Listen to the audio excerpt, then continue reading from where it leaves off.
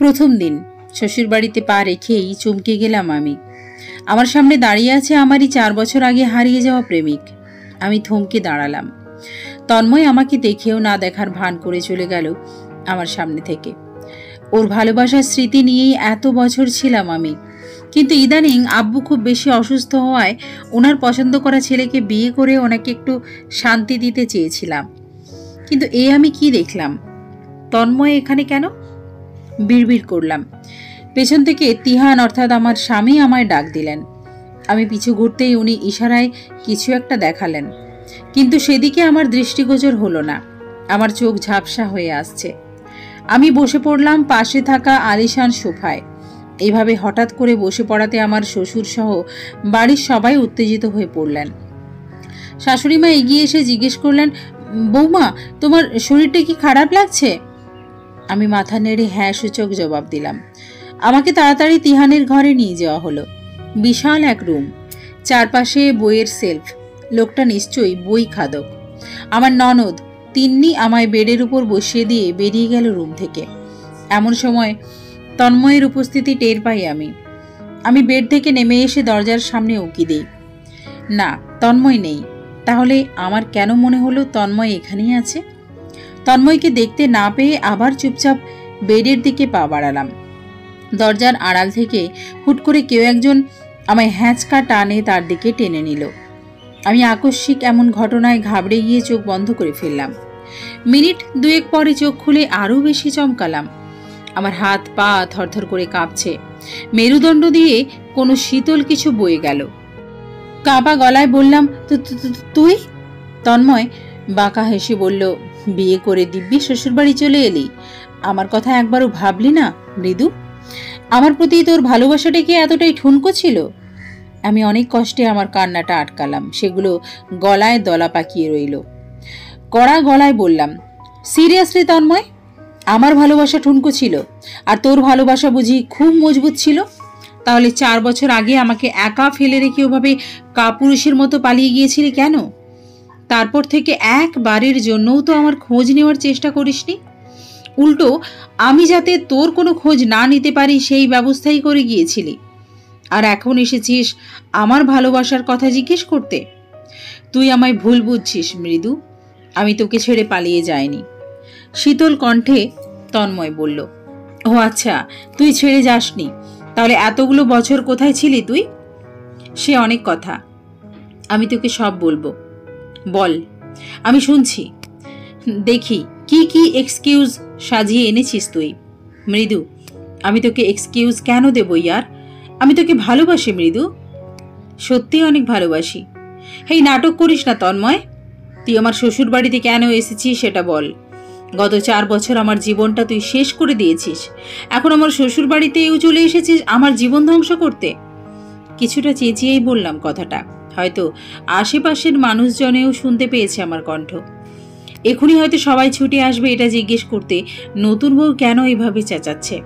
কিন্তু না, এমন কিছুই হলো না। তন্ময় আমার কথার জবাব না দিয়ে চুপ করে আছে। চোখে পানি টলমল করছে ওর। আমি তাচ্ছিল্যের হাসি দিয়ে বললাম, 4 বছর আগে আমাকে না বলে উধাও হয়ে গিয়ে নিজেকে কাপুরুষ প্রমাণ করেছিস। আজ আবার এভাবে কেঁদেও সেম জিনিসটা প্রমাণ করছিস। তুই কাপুরুষ আমি জানি। এখন আমার প্রশ্নের জবাব দে। তন্ময় খপ করে আমার হাত ধরে ফেলল। আমি ওর হাত থেকে এক ঝটকায় আমার হাত ছাড়িয়ে একটা চড় বসিয়ে দিলাম ওর গালে। তন্ময় আমার এমন রূপে অভ্যস্ত নয়, তাই অবাক দৃষ্টিতে তাকালো আমার দিকে। আমি চড় মেরেও ক্ষান্ত হইনি। উঁচু গলায় বললাম, তোর সাহস কি করে হয় আমাকে স্পর্শ করার? আমি এখন বিবাহিত তন্ময়, ভুলে যাস না এটা। আর তুই আমার শ্বশুর বাড়িতেই দাঁড়িয়ে আছিস। তন্ময় এবার মুখ খুলল, ঝাঝালো কণ্ঠে বলল, হ্যাঁ জানি এটা তোর শ্বশুর বাড়ি, কিন্তু সেই সাথে এটা আমারও বাড়ি। তন্ময়ের কথা শুনে আমি বিস্মিত হলাম। ওর থেকে 2 কদম পিছিয়ে গেলাম। অবাক কণ্ঠে বললাম, কি? হ্যাঁ, তোর স্বামীর একমাত্র ছোট ভাই আমি। ওর কথাগুলো শুনে আমি নতুন করে আবারও অবাক হচ্ছি। কি বলছে ও তিহানের ছোট ভাই? তাহলে ওকে বিয়েতে দেখলাম না কেন? এখন আবার নতুন করে কথা বানাচ্ছিস তুই, তাই না? তিহানের ভাই তুই? তাহলে এতদিনে তোকে একবারও দেখলাম না কেন? তন্ময় হাসলো, বলল, দেখবি কি করে, তোর স্বামীই তো আমাকে 4 বছর আগে দেশের বাইরে পাঠিয়ে দিয়েছে। তোর দিকে ওর নজর ছিল, তাই আমাকে তোর থেকে দূরে সরিয়ে দিয়েছে। তন্ময়, মুখ সামলে কথা বল। তুই ওনার নামে যে অভিযোগগুলো আনছিস সেগুলোর প্রমাণ আছে তোর কাছে? রাগী কণ্ঠে জিজ্ঞেস করলাম। মৃদু, আমার কথাগুলো সত্যি প্রমাণ করার জন্য তোকে প্রমাণও দেখাতে হবে? এতটা অবিশ্বাসের পাত্র হয়ে গেছি আমি তোর কাছে? তোকে বিশ্বাস করার কোনো কারণ আর এখন নেই। আর তুই আমার স্বামীর নামে অভিযোগ তুলেছিস, তোকে প্রমাণ করতেই হবে এগুলো সব সত্যি, না হলে আমার থেকে খারাপ আর কেউ হবে না। ঠিক আছে, দেব প্রমাণ, তবে এরপর আমি যা বলবো তোকে তাই শুনতে হবে। কাল সবাই ঘুম থেকে ওঠার আগেই তুই ছাদে আসবি, আমি ওখানেই তোর জন্য প্রমাণ নিয়ে অপেক্ষায় থাকবো। তন্ময়ের কথাগুলো শুনেই আমার আপাদ মস্তক জ্বলে উঠল। ও এত আত্মবিশ্বাসের সহিত কিভাবে বলছে প্রমাণ দেবে? তাহলে সত্যিই কি তিহান অপরাধী? আর তিহানের জন্যই কি আমি তন্ময়কে, মানে আমার ভালোবাসাকে হারিয়েছিলাম? কথাগুলো ভাবতেই আমার চোখে পানি গড়িয়ে পড়ল। দরজার বাইরে থেকে কারো একটা পায়ের আওয়াজ শোনা যাচ্ছে, এদিকে আসছে বলেই মনে হচ্ছে। তন্ময় তাড়াতাড়ি রুম থেকে বেরিয়ে গেল। যাওয়ার আগে আবারও বলে গেল, মৃদু, আমি তোকে এখনো খুব ভালোবাসি। এবার যেন ওর মুখে ভালোবাসি শব্দটা শুনে আমার হৃদয় কেঁপে উঠল। তাহলে কি সত্যিই তন্ময় ঠিক আর তিহান বেঠিক? চোখের পানি মুছে দরজার দিকে তাকালাম। তিহান এসেছে। উনি দরজা লক করে আমার দিকে এগিয়ে আসছে।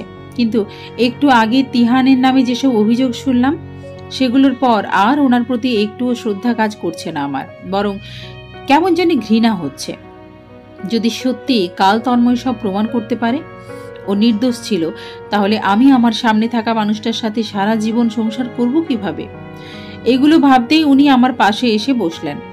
উনি বসা মাত্রই আমি খানিকটা সরে গিয়ে বসলাম। উনি একটা রিং হাতে নিয়ে আমার হাতে পরিয়ে দিতে চাইলে আমি মৃদু স্বরে বললাম, এটা আজ থাকুক, অন্যদিন দিয়েন না হয়। আমার কথা শুনে উনি আমার দিকে তাকালেন। ওনার সাথে চোখাচোখি হতেই কেমন অদ্ভুত শিহরণ বয়ে গেল আমার সারা শরীরে।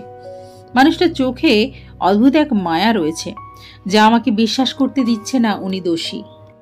কিন্তু তন্ময়ের কথাগুলো তো এর বিপরীত। কাল সকালেই আমার কাছে সবটা পরিষ্কার হয়ে যাবে ভেবে একটা দীর্ঘশ্বাস ছাড়লাম। উনি হয়তো আমার দীর্ঘশ্বাসের শব্দটা শুনতে পেলেন। হাতের রিংটা রেখে দিয়ে বললেন, তোমাকে ভীষণ ক্লান্ত দেখাচ্ছে, বেনারসি ছেড়ে হালকা ড্রেস পরে ফ্রেশ হয়ে নাও, তারপর একটা লম্বা ঘুম দাও। দেখবে সারাদিনের ক্লান্তি কোথাও উবে যাবে, টেরও পাবে না। কথাটা বলেই উনি নিঃশব্দে হাসলেন। পুরুষ মানুষের হাসি এত সুন্দর হয়, না হলে ওনার হাসি এত সুন্দর কেন? আমি ওনার দিকে তাকিয়েই ভাবনায় ডুবে যাচ্ছি। এই মানুষটা সত্যিই আমাকে ঠকিয়েছে। বিড়বিড় করে বলে উঠলাম। উনি আবার বললেন, কিছু বললে? আমি ওনার কথার জবাব না দিয়ে বিছানা ছেড়ে ওয়াশরুমে চলে গেলাম। উনি পিছু ডাকলো, মৃদুলা। আমি ঘরে ঘুরে তাকালাম। জানি পিছু ঘুরলেই ওনার মায়ায় আটকে যাব, যা আমি এই মুহূর্তে মোটেও চাচ্ছি না। ওয়াশরুমে ঢুকে শাওয়ার নিলাম। আমি দোটানায় পড়ে গেলাম। একদিকে আমার প্রাক্তন আর অন্যদিকে স্বামী। আমি কার পক্ষে লড়ব? ওয়াশরুম থেকে বেরিয়ে তিহানকে রুমে দেখতে পেলাম না। কোথায় গেছে কে জানে। তিহান রুমে না থাকায় কিছুটা স্বস্তি অনুভব করলাম। চুপচাপ বিছানায় গিয়ে শুয়ে পড়লাম। আধা ঘন্টা পর তিহানের আগমন ঘটল রুমে। ওর হাতে লাইটার দেখে অনুমান করে নিলাম হয়তো সিগারেট টানতে গিয়েছিল। আমি বাঁশ ফিরে শুয়ে আছি বিধায় তিহান আমার মুখটা দেখতে পায়নি। হয়তো ভেবেছে আমি ঘুমিয়ে পড়েছি। কিছুক্ষণ পর টের পেলাম ও আমার পাশে শুয়েছে। তিহান ঝুঁকিয়ে আমার দিকে আসার চেষ্টা করতেই আমি নড়ে উঠলাম। ও আমার মাথায় হাত বুলিয়ে দিয়ে নিজেও ওপাশ ফিরে শুয়ে পড়ল। সারা রাত আমার এপাশ ওপাশ করেই কাটল। দু চোখে ঘুম নেই। সকাল হওয়ার অপেক্ষায় প্রহর গুনতে লাগলাম, কিন্তু শেষ রাতের দিকে কিভাবে ঘুমিয়ে পড়লাম টেরই পেলাম না। যখন আমার ঘুম ভাঙলো, দেওয়াল ঘড়ির দিকে তাকিয়ে দেখলাম 7:10। এদিকে তিহানও একদম জাপটে ধরে আছে আমায়। আমি নিজেকে ওর থেকে ছাড়ানোর চেষ্টা করতেই ও নড়ে চড়ে উঠল। ঘুমের ঘরে কিছু একটা বলল, কিন্তু সেটা স্পষ্ট না হওয়ায় আমি আর শুনতে পারলাম না। আমি যতই ছাড়ানোর চেষ্টা করছি ও ততই আরো শক্ত করে আমায় ধরে রেখেছে। সকাল সকাল মেজাজ গরম করিয়ে দিচ্ছে। আমি এবার উঁচু স্বরে বললাম, উফ, ছাড়ুন তো, আর কত ধরে রাখবেন? আমার কণ্ঠ পেয়ে তিহান দ্রুত চোখ খুলল। তাড়াতাড়ি আমাকে ছেড়ে দিয়ে অপরাধী কণ্ঠে বলল, সরি, ঘুমের ঘোরে কখন তোমায় জড়িয়ে ধরেছিলাম বুঝতে পারিনি। আমি আর কথা না বাড়িয়ে ফ্রেশ হতে চলে গেলাম। এমনিতেও মুড ঠিক নেই। তন্ময় ভোরে দেখা করতে বলেছে আর আমি সজাগী হয়েছি বেড়া করে। তাড়াতাড়ি ফ্রেশ হয়ে ড্রয়িং রুমে আসলাম। এতক্ষণে বাড়ির প্রায় সবাই উঠে গেছে। আশেপাশে তাকিয়ে তন্ময়কে খোঁজার চেষ্টা করলাম, কিন্তু কোথাও দেখলাম না। মা এসে আমাকে বসতে বললেন। আমি না বসে ওনাকে জিজ্ঞেস করলাম, মা, রান্নাঘরটা কোন দিকে? ব্রেকফাস্ট কি বানাবো?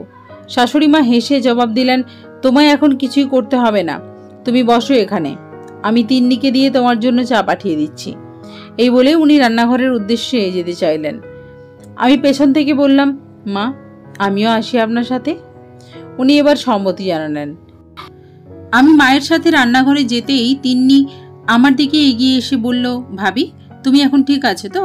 তুমি কেন এখানে আসতে গেলে? আমি নিজেই তো তোমার জন্য চা বানিয়ে নিতে যাচ্ছিলাম। ওর কথার জবাবে আমি একটা হাসি দিয়ে বললাম, ঠিক আছি আমি। সবার সাথে হেসে হেসে কথা বললেও ভেতরে ভেতরে আমার খুব অস্বস্তি হচ্ছিল।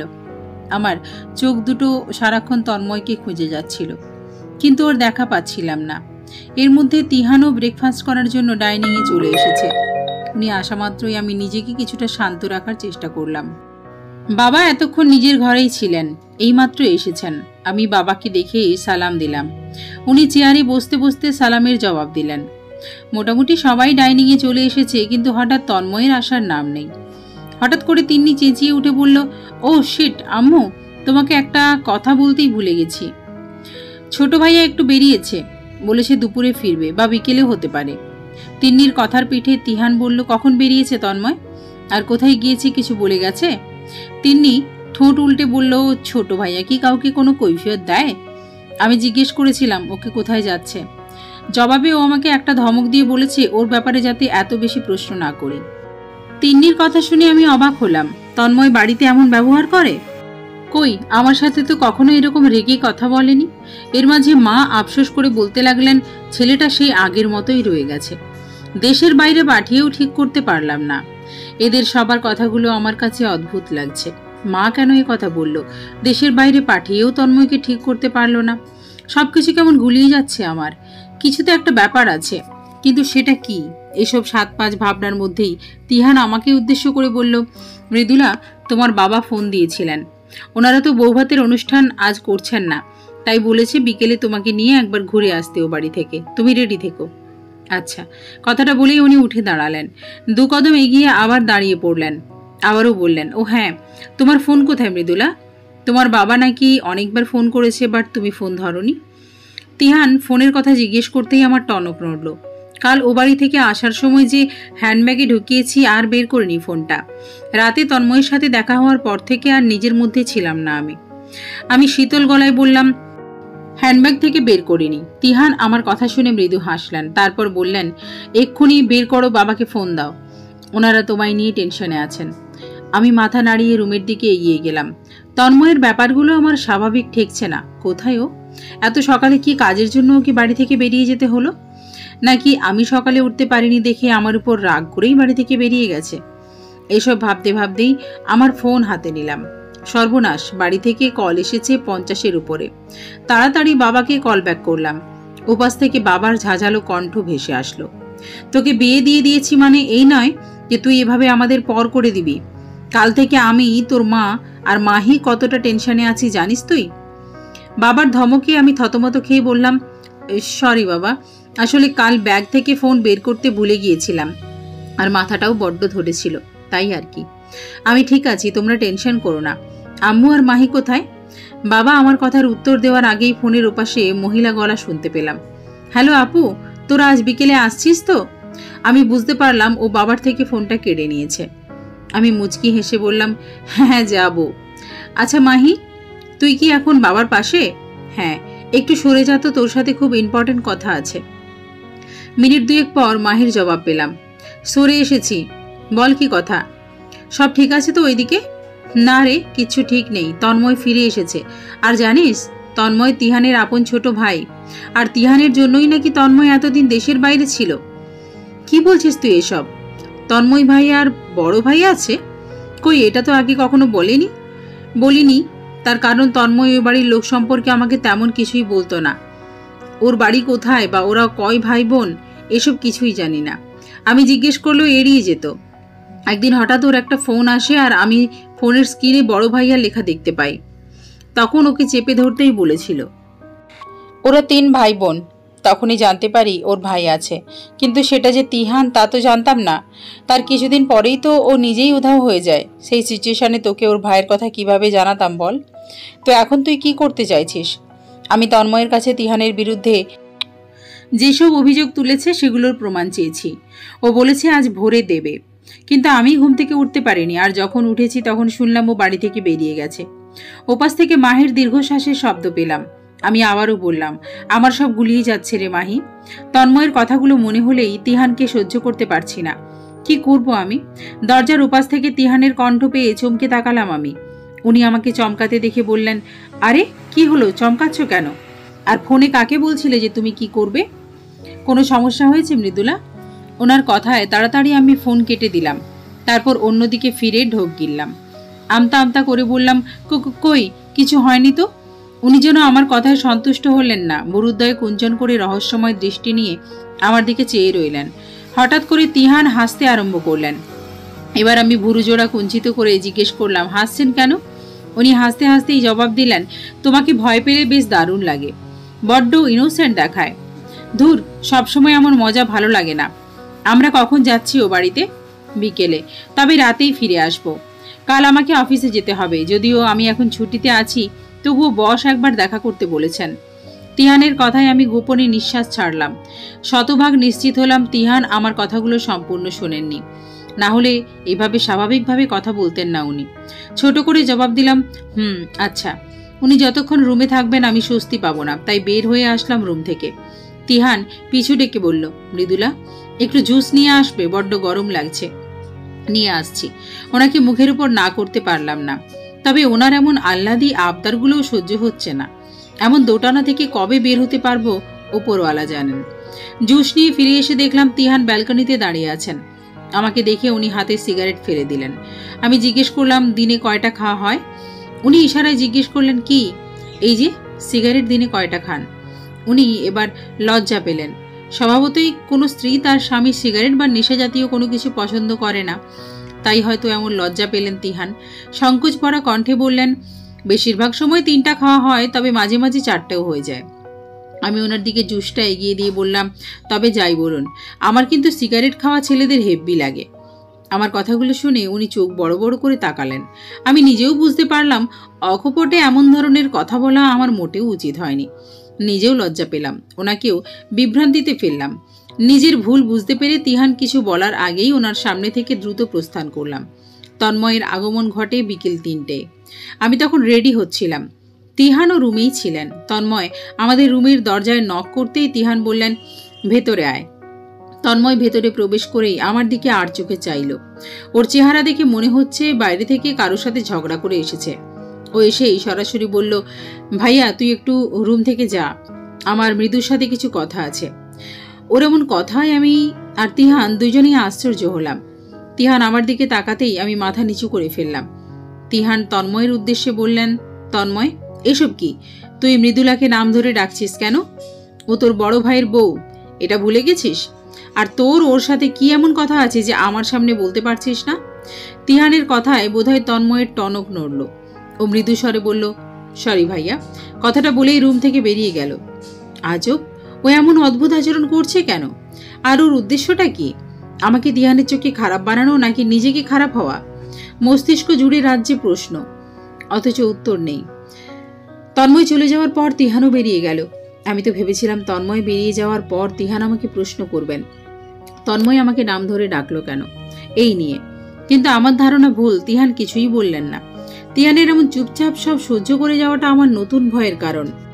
কোনো প্রলয়ঙ্কারী ঝড় আসার আগে যেমন সবটা থমথমে হয়ে যায়, তিহানের চুপ থাকাটাও আমার এমন মনে হচ্ছে। কি ঘটতে চলেছে আমার জীবনে? আমাদের বাড়িতে আসার পর থেকেই তিহানকে কোথাও দেখছি না। এমন নয় ওনাকে না দেখে থাকতে আমার কষ্ট হচ্ছে, বরং আমার বেশ লাগছে উনি সামনে না থাকায়। বেশ কিছুক্ষণ পর উনি কোথা থেকে উড়ে এসে বললেন, মৃদুলা চলো এখনই বাড়ি ফিরতে হবে, বেশি রাত হয়ে গেলে সমস্যা। আমি আর আপত্তি জানালাম না ওনার কথায়। আমারও ওই বাড়িতে ফেরাটা জরুরি। আজ প্রমাণ দেখতে পারিনি, কিন্তু কাল নিশ্চয়ই পারবো। ভোরে না পারলেও তিহান অফিসে থাকাকালীন পারবো। মাহি অবশ্য আমাকে নিয়ে অনেক চিন্তিত। ওর ভয়ের কারণ আমার শ্বশুরবাড়ির লোক আমার আর তন্ময়ের রিলেশন ছিল, এটা জানতে পারলে ঠিক কিভাবে রিয়াক্ট করবে সেটা ভেবে। আমিও যে এই কথাটা ভেবে ভয় পাচ্ছি না ঠিক তা নয়, তবুও মাহিকে আশ্বস্ত করে বললাম, চিন্তা করিস না, আমি সবটা সামলে নেব। মাহি আমাকে জড়িয়ে ধরে বলল, সাবধানে থাকবি আর আমাকে আপডেট জানাস কি হয়। ওকে। আচ্ছা। মাহির সাথে কথা শেষ করে আব্বু আম্মু আর ওর কাছ থেকে বিদায় নিয়ে বেরিয়ে পড়লাম। ঘণ্টাখানেকের মধ্যে বাসায় পৌঁছেও গেলাম। তিহান এসে ফ্রেশ হয়ে নিলেন। ওনার পরে আমিও ফ্রেশ হয়ে ব্যালকনিতে গেলাম। তিহান পেছন থেকে এসে আমাকে জড়িয়ে ধরলেন। এতে আমার বিরক্ত হলেও তা প্রকাশ করলাম না। উনি আমার ঘাড়ে ওনার নাক ঘষলেন। ওনার স্পর্শে আমার সারা শরীরে শিহরণ দিয়ে উঠল। কেমন এক মিশ্র অনুভূতির সম্মুখীন হচ্ছি আমি, যার মাঝে ভালো লাগা মন্দ লাগা দুটোই রয়েছে। তিহান আমার কানের কাছে ফিসফিসিয়ে বললেন, জানো মৃদুলা, তোমাকে প্রথম যেদিন দেখেছিলাম সেই দিনই ভালো লেগেছিল। এর আগেও আমার জন্য অনেক মেয়ে দেখা হয়েছিল, আমার পছন্দ হয়নি। কিন্তু তোমাকে দেখার পর থেকেই তোমার প্রতি নামহীন এক মায়া কাজ করছিল। তারপর ধীরে ধীরে সেটা ভালোবাসায় পরিণত হলো। আমি তোমাকে ভীষণ ভালোবাসি মৃদুলা। জানো, মানুষের জীবনে প্রেম জিনিসটা আপেক্ষিক। এখন আছে, কিছুক্ষণ পর হয়তো আর থাকবে না। তাই আমি তোমার প্রেমে পড়িনি, আমি তোমায় ভালোবেসেছি। ভালোবাসা আছে, ভবিষ্যতেও থাকবে। শুধু তুমি তোমার হাত দুটো শক্ত করে আমার হাতের মুঠোয় রেখো। কথা দিচ্ছি, কোনোদিন ছেড়ে দিব না। জনমভর আগলে রাখবো তোমায়।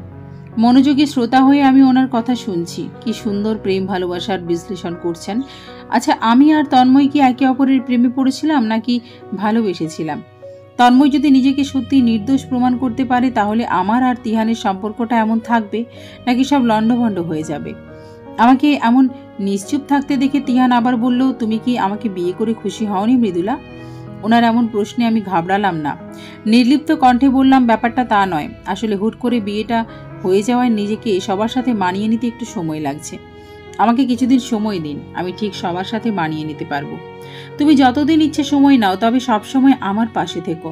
কখনো ভুল বুঝে দূরে সরে যেও না। আমি কিছু বললাম না। সব কথার জবাব দিতে নেই, এতে মায়া বাড়ে। আর আমি ততদিন তিহানের মায়া বাড়াতে চাই না, যতদিন না উনি নির্দোষ প্রমাণ হচ্ছেন। যদি সত্যিই উনি তন্ময়কে আমার কাছ থেকে কেড়ে নিয়ে থাকেন, তাহলে এর শাস্তি ওনাকে পেতেই হবে। তিহান আমার উত্তর না পেয়ে চলে গেলেন।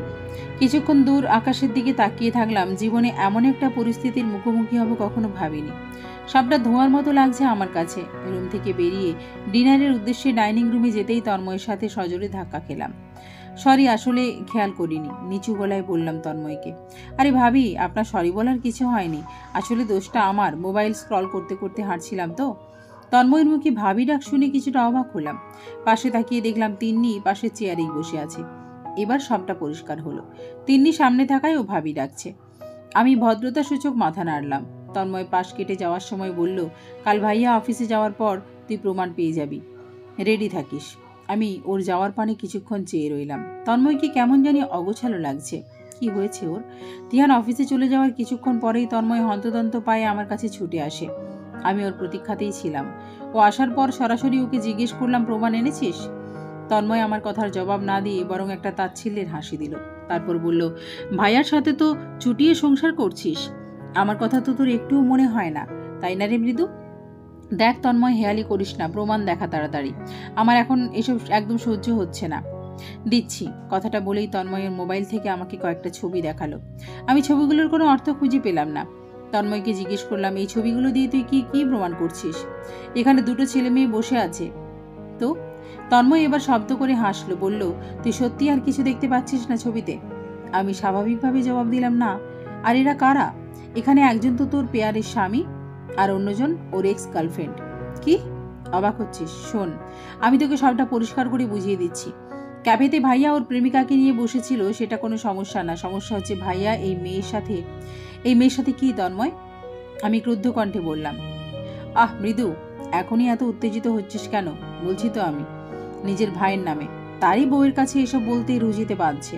তন্ময়ের প্রতিটা কথায় আমার গা গুলিয়ে আসছে। রাগে শরীর রিরি করছে। আমি ওকে ধমক দিয়ে বললাম, এখানে ছেলে মেয়ে কারোর ছবি স্পষ্ট না, এই ছবিতে কিচ্ছু প্রমাণ হয় না তন্ময়। তুই আমাকে বোকা বানাতে চাইছিস? আমি বেশ বুঝতে পারছি। আসল কথা, তুই আমার জীবনে সুখ সহ্য করতে পারছিস না। একবার আমাকে তুই নিজের সুখের সন্ধান দিয়ে আবার নিজেই উধাও হয়ে গেলি। এখন আমার বিয়ে হয়েছে, তাই আমি যাতে স্বামীর সংসার না করতে পারি তার জন্য এসব আজে বাজে কথা বলছিস, তাই না? তন্ময় আমাকে শান্ত করার জন্য এগিয়ে আসলো, আমার দুই বাহুতে ঝাঁকুনি দিয়ে বলল, মৃদু, এমন উদ্ভট কথা বলিস না।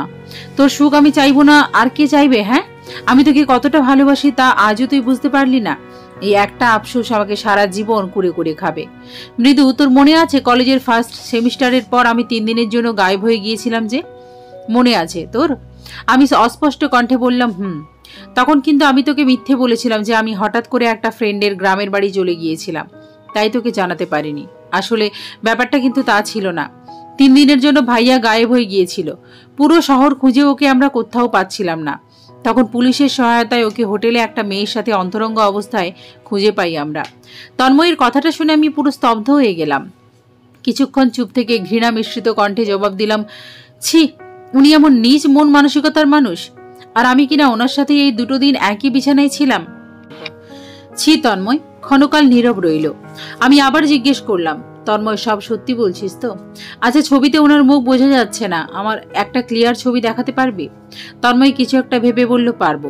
তারপর সত্যি সত্যি তিহানের সাথে একটা মেয়ের ছবি দেখালো, যেখানে তিহান মেয়েটার হাত ওর হাতের মুঠোয় নিয়ে রেখেছে। ছবিটা দেখা মাত্রই আমি চোখ বন্ধ করে ফেললাম। এগুলো আমি সত্যি আর নিতে পারছি না। ও আবার বলল, তারপর ভাইয়াকে নিয়ে আমরা বাসায় ফিরি। পুলিশ গ্রেপ্তার করতে চেয়েছিলেন, কিন্তু বাবা ওদেরকে টাকা দিয়ে বিষয়টা ধামাচাপা দেন। এরপর থেকেই ভাইয়া কেমন অদ্ভুত আচরণ শুরু করে আমাদের সাথে। হুটহাট রেগে যাওয়া, খাওয়া দাওয়া করে না ঠিক মতো, তিন্নিকে আর আমাকে সারাক্ষণ বকাঝকা করে। মা এসব সহ্য করতে পারে না, স্ট্রোক করেন। ভাইয়া তবুও ঠিক হয়নি, এরপর আরো ভয়ঙ্কর হয়ে ওঠে, নেশা শুরু করে। আমরা কেউ ওকে থামাতে গেলে মার দেওয়ার জন্য এগিয়ে আসে। মা তখন কিছুটা সুস্থ। ভাইয়ার এমন অবস্থায় আমার পড়ালেখাতে ব্যাঘাত ঘটতে থাকে। বাবা অফিস আর মাকে সামলান, আর আমি ভাইয়াকে। কিন্তু এর মধ্যে তুই দেশের বাইরে কেন গেলি? আর আমাকেই বা কেন সবটা বলিসনি? না বলেই হুট করে চলে গেলি, আর তুই ওই দিন ওই কথাই বা কেন বললি? আমার দিকে তিহানের নজর ছিল, আর সেই জন্যই তোকে দেশের বাইরে পাঠিয়ে দিয়েছে সে। আমার প্রশ্ন শুনে অন্যদিকে ফিরে বলল, আসলে ওই দিন তোকে ভাইয়ার বউ রূপে দেখে আমার মাথা ঠিক ছিল না, তাই বলেছিলাম ওর নজর ছিল তোর দিকে। তবে আমার দেশের বাইরে চলে যাওয়ার পেছনে সত্যিই ভাইয়ার হাত রয়েছে। ওর নেশার পরিমাণ বাড়িয়ে দিল। আমি ওকে বোঝাতে গেলে আমার গলা টিপে ধরে। একটুর জন্য সেদিন বেঁচে গিয়েছিলাম, তখন মা আমাকে ওর থেকে দূরে রাখার জন্য দেশের বাইরে পাঠিয়ে দেয়। সেখানে আমার বড় খালা থাকেন, তার কাছে এই 4 বছর ছিলাম। গত বছরের শেষের দিকে ভাইয়া আবার স্বাভাবিক জীবনে ফিরে আসে, আর তারপরই আমাকে দেশে আসতে বলা হয়। নিজের দেশ, প্রিয়জনদের ছেড়ে একদম নিঃস্ব হয়ে গিয়েছিলাম আমি, তাই ফিরে আসতে বলায় তাড়াতাড়ি ফিরে আসি। তন্ময়ের কণ্ঠটা কেমন ভেজা লাগছে, বোধহয় কাঁদছে। আমি ধীর পায়ে ওর সামনে গিয়ে দাঁড়ালাম। আমাকে দেখে চোখ মোছার চেষ্টা করতে লাগলো। তুই কাঁদছিস কেন? তোর তো কোনো দোষ ছিল না। কিন্তু তোকে তো আমি চিরকালের মতো হারিয়ে ফেললাম মৃদু। তুই এখন সম্পর্কে আমার ভাবি। ভাইয়া আমার জীবনটা তছনছ করে দিল। আমি এই 4 বছর তো স্মৃতি নিয়েই কাটিয়ে দিয়েছিলাম। আমাকে কেন বলে যাসনি তন্ময়? তাহলে হয়তো আজকের এই দিনটা তোকে দেখতে হতো না। কেন বলে যাসনি? কথাটা বলেই আমি কান্নায় ভেঙে পড়লাম। তন্ময় আমাকে সান্ত্বনা দিয়ে বলল, তখন তোকে এসব বললে তুই আরো ভেঙে পড়তিস। আমাকে ছাড়া তো তুই এক মুহূর্ত থাকতে পারতিস না। আর তখন আমি নিজেও জানতাম না আমি আবার দেশে ফিরে আসব। ভাইয়া আবার স্বাভাবিক জীবনে ফিরবে। সব অগোছালো ছিল তখন, বড্ড অগোছালো। আর দেখ নিয়তি, সেই ভাইয়া এখন সব দিল, আর আমাকে করে দিল নিঃস্ব। আমি আর পারছি না রে মৃদু। মাঝে মাঝে সব ছেড়ে ছুড়ে আবারও হারিয়ে যেতে মন চায়। তন্ময় আমার হাত দুটো শক্ত করে ধরে বলল, মৃদু, তুই ভাইয়াকে এসব কিছুই বলবি না, কথা দে। আমি চাই না, সত্যিই চাই না ভাইয়া এসব তোর মুখে শুনতে পাক। তাহলে ভাইয়া হয়তো আবার আগের মতো হয়ে যাবে। তুই ভাইয়াকে কষ্ট দিস না, এতে আমার পরিবার আরো ভেঙে পড়বে। তন্ময়ের হাত থেকে আমি আমার হাতটা ছাড়িয়ে নিয়ে বললাম, না তন্ময়, আমি তোর মতো এত ভালো মানুষ না। তোর জীবনের সাথে সাথে তোর ভাইয়া আমার জীবনটাও নষ্ট করে দিয়েছে। আমার থেকে আমার ভালোবাসা কেড়ে নিয়েছে, এর জবাবদিহি ওনাকে করতেই হবে। আমার কথাটা শেষ হওয়া মাত্রই তিন্নি রুমে আসলো। আমাকে আর তন্ময়কে এক রুমে দেখে ও গাল ফুলিয়ে বলল, দেবর ভাবিতে মিলে খোশ গল্প করা হচ্ছে, অথচ আমায় একবারও ডাকা হলো না। আমায় ভাবি মোটেও ভালোবাসে না। আমি অন্যদিকে ফিরে তাড়াতাড়ি চোখের কোণের পানিটা মুছে নিলাম। তারপর বুকে হাত রেখে শ্বাস ছেড়ে মনে মনে ভাবলাম, যাক বাবা, তিন্নি আমার আর তন্ময়ের কথা একটুও শুনতে পায়নি, এটাই অনেক। তন্ময় তিন্নি রুম থেকে বেরিয়ে যাওয়ার পর ডুকরে কেঁদে উঠলাম আমি। তিহান আমার সাথে এত বড় বিশ্বাসঘাতকতা করেছে, এটা মেনে নিতে ভীষণ কষ্ট হচ্ছে। কিছুক্ষণ পর তিহানের আগমন ঘটল রুমে। ও আমায় কান্নারত অবস্থায় দেখে অবাক হলো। দৌড়ে আমার কাছে এসে জিজ্ঞেস করলো, কি হয়েছে মৃদুলা, এভাবে কাঁদছো কেন? ওনাকে দেখে আমার রাগটা যেন শতগুণ বেড়ে গেল। আমি এক ঝটকায় ওনার হাতটা আমার কাঁধের উপর থেকে সরিয়ে দিয়ে অন্যদিকে মুখ ঘুরিয়ে নিলাম। তিহান আবারও আকুতি করে বলল, আমার তরফ থেকে কি কোনো ভুল হয়েছে? ভুল হলে সেটা আমায় জানাও, আমি শুধরে নেব। আমি এবার উত্তেজিত হয়ে বললাম, ভুল হলে তো হতোই, কিন্তু আপনি তো ভুল করেননি, আপনি অন্যায় করেছেন। আমার ভালোবাসা আমার থেকে কেড়ে নিয়েছেন, মেয়েদের সম্মান নিয়ে খেলেছেন, আবার জিজ্ঞেস করছেন আপনি কোনো ভুল করেছেন কিনা। মৃদুলা, কি বলছো তুমি এসব? আমি তোমার ভালোবাসা কেড়ে নিয়েছি কিভাবে, আর মেয়েদের সম্মান দেই না আমি? তুমি এটা ভাবলে কিভাবে? ভাববো কেন? আমি তো নিজের চোখেই দেখেছি আপনি ক্যাফেতে একটা মেয়ের হাত ধরে বসেছিলেন, সেটাও কি মিথ্যে? তিহান এবার বেশ চমকালো, উৎকণ্ঠা নিয়ে বলল, ওয়েট, তুমি আমায় ক্যাফেতে দেখেছো মানে? কবে, কোথায় দেখেছো? আমার তো মনে পড়ছে না বিয়ের আগে তোমার আমার দেখা হয়েছিল কখনো। তাহলে নিজের চোখে দেখেছি মানে এই নয় যে আমি সরাসরি দেখার কথা বলছি। আমি ছবিতে একটা মেয়ের সাথে আপনাকে দেখেছি। ও আচ্ছা, ছবি। তার মানে আজ তন্ময় এসেছিল এখানে এসব বলতে, তাই তো? মৃদুলা, তুমি বড্ড ইনোসেন্ট জানো, যে তোমায় যেভাবে যা ইচ্ছে বোঝায় আর তুমিও তাইভাবে বুঝে যাও। এর জন্যই তুমি বারবার ঠকে যাও। মৃদুলা, একটা মানুষ তোমার কাছে এসে একটা ছবি দেখিয়ে বলল তোমার হাজব্যান্ড ভালো না, আর তুমি সেটা বিশ্বাস করে নিলে। আমি এবার খানিকটা ঘাবড়ে গেলাম। আসলেই তো, একটা ছবিতেই কি সব প্রমাণ হয়ে যায়? নিজেকে নিজেই প্রশ্ন করলাম। আমাকে চুপ করে থাকতে দেখে তিহান চেঁচিয়ে বলল, কি হলো, বলছো না কেন? তন্ময় আর কি বলেছে আমার বিরুদ্ধে? তুমি সব বলবে নাকি আমিই বলবো? তিহানের কথায় চমকে তাকালাম। ওনার কথার পিঠে বললাম, আপনার এখনো কিছু বলার বাকি আছে? কোনো কিছু না ঘটলে তা রটে না, আর আমি তন্ময়কে বিশ্বাস করি, ও কখনো আমায় ঠকাতে পারে না। আপনি তো ভালো মানুষের মুখোশ পরে থাকেন, আর মুখোশের আড়ালেই সব জঘন্য কাজকর্ম করে থাকেন। তিহান তাচ্ছিল্যের হাসি দিয়ে বলল, হায় রে বিশ্বাস, এগুলো হচ্ছে অন্ধবিশ্বাস, বুঝলে? তন্ময় খুব ভালো, তাই না? ও হ্যাঁ, সে তো আবার তোমার প্রেমিক। ভালো তো হবেই, দুনিয়ার সবচেয়ে জঘন্য মানুষ তো আমি থমকে দাঁড়ালাম। আশ্চর্য, উনি কিভাবে বুঝলেন তন্ময় আমার প্রেমিক? তবে তন্ময় কি ওনাকে সবটা জানিয়ে দিয়েছে? জিজ্ঞাসু দৃষ্টিতে ওনার দিকে তাকালাম। উনি আবারও বললেন, অবাক হলেন তো? আমি এত সব কিভাবে জানতে পারলাম? তুমি তো মুদ্রার ও পিঠ শুনেছ তন্ময়ের কাছে, এ পিঠ তো শোনাবো আমি। আর হ্যাঁ, আমার কথার মাঝে একটা কথাও বলবে না তুমি, মাইন্ড ইট। তিহান যে এতটা রাগী এর আগে বুঝতে পারিনি। ওর ধমকের দাপটে আমি বারংবার কেঁপে উঠছিলাম। চোখ দিয়ে তো অঝোর ধারায় জল ঝরেই যাচ্ছিল। আমি এখন ভাসমান অবস্থায় আছি। এপাশ থেকে তন্ময় তীরে ওঠাতে চায় তো ওপাশ থেকে তিহান চাইছে। কোন পারে আমার ঠাঁই হবে সেটা আমি নিজেও জানি না। আমার জীবনের মোড়ও বা কোন দিকে ঘুরে যাবে সেটাও অনিশ্চিত। তিহান নির্দোষ প্রমাণিত হলে তন্ময় হয়ে যাবে অপরাধী। তিহান দেওয়াল ঘেঁষে দাঁড়ালো, চোখ বন্ধ করে লম্বা দীর্ঘশ্বাস ছেড়ে বলতে আরম্ভ করলেন, তন্ময়ের সাথে তোমার রিলেশন ছিল সেটা কাল আমায় মাহি জানিয়েছিল। সেদিন তোমার মায়ের সঙ্গে ফোনালাপগুলো আমি শুনেছিলাম, কিন্তু তোমায় বুঝতে দেইনি। তারপর তোমাদের বাড়ি যাওয়ার প্ল্যানটা আমিই করেছিলাম, যাতে মাহির সাথে সরাসরি আমি কথা বলতে পারি। প্রথমে অবশ্য মাহি এসবের কিছুই বলতে চাইছিল না, কিন্তু জোর করার পর সবটা বলেছে। তন্ময় নাকি তোমাকে প্রমাণ দেবে আমার বিরুদ্ধে, সেটাও বলেছে। এরপর থেকেই আমি সাবধান হয়ে যাই। তন্ময়ের অতীতটা তোমাকে জানানোর জন্য আজ অফিসে যাওয়ার নাম করে আমি বাসা থেকে বেরিয়ে যাই। কিছু প্রমাণও এনেছি, দেখবে? আমি উৎসুক দৃষ্টিতে ওনার দিকে তাকালাম। উনি আমার কাছে এগিয়ে এসে ওই মেয়েটার আর ওনার ছবিগুলো দেখিয়ে বললেন, তন্ময় এই ছবিগুলো তোমায় দেখিয়েছিল, তাই না? আমি মাথা ঝাঁকালাম। উনি আবার বললেন, সাইডে ক্লিক করে দেখো তো এই ছবিটা দেখিয়েছিল কিনা। আমি সাইডে ক্লিক করা মাত্রই ঠিক ওই মেয়েটার সঙ্গেই তন্ময়ের ঘনিষ্ঠ মুহূর্তের একটা ছবি দেখতে পেলাম। সাথে সাথে চোখ বন্ধ করে ফেললাম। উনি মোবাইলটা আমার হাত থেকে নিয়ে আবার আগের জায়গায় দাঁড়ালেন। পিনপতন নীরবতা বিরাজ করছে রুমে। লজ্জায় আমার মাটিতে মিশে যেতে ইচ্ছে করছে। কি করে আমি ওনাকে অবিশ্বাস করে তন্ময়ের সব কথা অকপটে মেনে নিতে পারলাম? তিহান বললেন। তারপর আমি ওনাকে থামিয়ে দিয়ে বললাম, বাকিটুকু আমি বুঝতে পেরেছি। তন্ময়ের সাথে মেয়েটার ফিজিক্যাল রিলেশন ছিল, তাই না? উনি মাথা নাড়িয়ে হ্যাঁ সূচক জবাব দিলেন।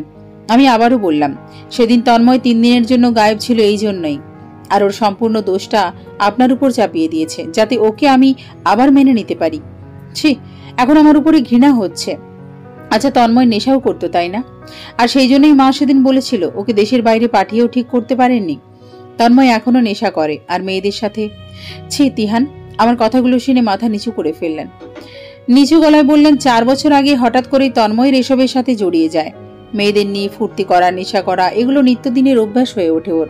3 দিনের জন্য পুলিশের সহায়তায় ওকে খুঁজে পাই হোটেলে। পুলিশ ওকে গ্রেপ্তার করতে চাইলে আমি আর বাবা বিষয়টা ম্যানেজ করি। ওকে সঠিক পথে আনার জন্য শত চেষ্টা করেও ব্যর্থ হই। তারপর মা ওকে বিদেশে পাঠিয়ে দেয় বড় খালার কাছে। আমার বিয়ে উপলক্ষেই দেশে এসেছে, বাট এই কয়দিনে আবারও ওসবে জড়িয়ে গেছে। আজ দুটো মেয়ের সাথে তন্ময়ের এই বিষয় নিয়ে কথা বলতে বাসা থেকে বের হয়েছিলাম আমি। ওরা কাল সকালে আসবে আমাদের বাসায়। আর আমি যে মেয়েটার হাত ধরেছিলাম ওকে সান্ত্বনা দেওয়ার জন্যই ধরেছিলাম। তন্ময় ওর সাথেও ফ্ল্যাট করেছিল। কান্নারুদ্ধ কণ্ঠে তিহান কথাগুলো বললেন। আমি ফের প্রশ্ন করলাম, কাল দুটো মেয়ে আমাদের বাসায় আসবে কেন? তিহান কাচুমাচু স্বরে বললেন, সেটা কালকেই বুঝতে পারবে মৃদুলা। আবারও নীরবতা। আমি হু হু করে কেঁদে উঠলাম। সবকিছু শুনেও মেনে নিতে ভেতরটা ফেটে যাচ্ছে আমার। তিহান আমার কাছে এগিয়ে এসে আচমকা কোলে তুলে নিলেন। আমি ওনার গলা জড়িয়ে ধরে আরো জোরে কেঁদে দিলাম। উনি মৃদু স্বরে বললেন, কেঁদে নাও, এতে মন হালকা হবে। তবে সবসময় মাথায় রাখবে তোমার স্বামী সবসময় তোমার পাশে আছে। মানুষ মাত্রই ভুল, তুমিও একটা ভুল করে ফেলেছো, কিন্তু সেটা আগলে রেখে বাঁচা যাবে না মৃদু। তোমাকে আরো শক্ত হতে হবে, ভুলকে শুধরে নিয়ে নতুন করে বাঁচতে হবে। আবেগে গা ভাসিয়ে দিলে চলবে না। বাস্তবতা উপলব্ধি করে সেটার সাথে তাল মিলিয়ে চলতে হবে। একটা কথা সব সময় মনে রাখবে, কাউকে অন্ধবিশ্বাস করবে না, আমাকেও না। আমি তোমার স্বামী বলেই যে তুমি আমাকে দেবতুল্য মনে করবে সেটা কিন্তু ভুল। আমিও মানুষ, আমারও ভুল হতে পারে। সেটা তুমি আমাকে ধরিয়ে দেবে, আমি শুধরে নেব। আর সবসময় এটা মাথায় রাখবে, পৃথিবীতে তোমার একজন শুভাকাঙ্ক্ষী আছে, সে তোমার ব্যক্তিগত শুভাকাঙ্ক্ষী, তোমার ভরসার জায়গা। আর কোথাও কেউ না থাকলেও সে আছে তোমার পাশে, সব সময়, সর্বদা। যে সময় ভীষণ করে ভালোবাসে। ওনার চোখের দিকে তাকালাম। উনি মুচকি হেসে বললেন, হ্যাঁ মৃদু, আমি তোমায় ভালোবাসি, ভীষণভাবে যত্ন করে ভালোবাসি। আমি আবারও ডুকরে কেঁদে বললাম, আমায় ক্ষমা করে দেবেন। আমি আপনার মতো একজন স্বামী পেয়েও এতদিন মিথ্যে মরীচিকার পেছনে ছুটেছি। এতদিন আপনার ভালোবাসাকে ছন্দহীন বৃষ্টির মতো মনে হয়েছে আমার কাছে, তাই ভালোবাসা পেয়েও অবহেলা করেছি। আমায় মাফ করে দেবেন। তিহান আমার ঠোঁটে ওর আঙুল চেপে ধরে বলল, হুশ, পুরনো সব ভুলে এখন নতুন করে সবটা শুরু করো। এখন ভালোবাসা বুঝতে পারলেই হবে। এতদিন ভালোবাসা বুঝেনি, এর জন্য ক্ষমা করে দিলাম। এখন আমার ভালোবাসায় ছন্দ খুঁজে পাচ্ছ তো? আমি মাথা নাড়ালাম। উনি কেমন দুষ্টুমির ছলে আমার দিকে তাকালেন। আমি লজ্জায় ওনার গলার নিজের মুখে লুকোলাম। উনি ধীর পায়ে বিছানার দিকে এগিয়ে গেলেন। লজ্জায় আমার অবস্থা যায়। ধীরে ধীরে আমার বিছানায় শুয়ে দিয়ে আলতো করে আমার কপালে চুমু এঁকে দিলেন। ওনার ভালোবাসার প্রথম স্পর্শ পেলাম। সর্বাঙ্গে শিহরণ বয়ে গেল আমার। রাত বাড়ছে, আমরাও একে অপরের সাথে ঘনিষ্ঠ হতে লাগলাম। পরের দিন সকালে 10টা নাগাদ ড্রয়িং রুমে চেঁচামেচির শব্দ পেয়ে ছুটে গেলাম আমরা। পুলিশ এসেছে, সাথে দুটো মেয়ে। ওরা তন্ময়ের নামে কমপ্লেন করেছে। তন্ময় ওদের সাথে জোরপূর্বক ঘনিষ্ঠ হতে চেয়েছিল। তন্ময়ের বিরুদ্ধে আরও অভিযোগ এসেছে, ও ড্রাগ পাচারে জড়িত। সবকিছুর ভিত্তিতে পুলিশ ওকে গ্রেপ্তার করেছে। অবস্থাটা দেখে আমার বিচলিত হওয়ার কথা, কিন্তু আজ আমি মোটেও বিচলিত না। খারাপ লাগছে এটা ভেবে জীবনের অনেকগুলো দিন তন্ময়ের সঙ্গে নষ্ট করেছি। তিহান আমার পাশে এসে আমার হাত শক্ত করে ধরতেই আমি নিজেকে সামলে নিলাম। আজ তিহান বা পরিবারের কেউ পুলিশকে বাধা দিচ্ছে না, কারণ সবাই এটা বুঝে গেছে ও শান্তি না পেলে হয়তো কখনোই ঠিক হবে না। তন্ময় শাস্তিযোগ্যই অপরাধ করেছে, পুলিশ ওকে নিয়ে যাচ্ছে, আর আমি সেটা অপলক দৃষ্টিতে দাঁড়িয়ে দাঁড়িয়ে দেখছি। তবে সে দেখার মধ্যে ভালোবাসা বা কষ্ট কিছুই নেই, আছে শুধু ঘৃণা, একরাশ ঘৃণা। আজকের কাহিনীটি এখানেই শেষ। কেমন লাগলো অবশ্যই আপনারা কমেন্ট করে জানাবেন। খুব তাড়াতাড়ি দেখা হবে পরের একটি কাহিনীতে। সবাই খুব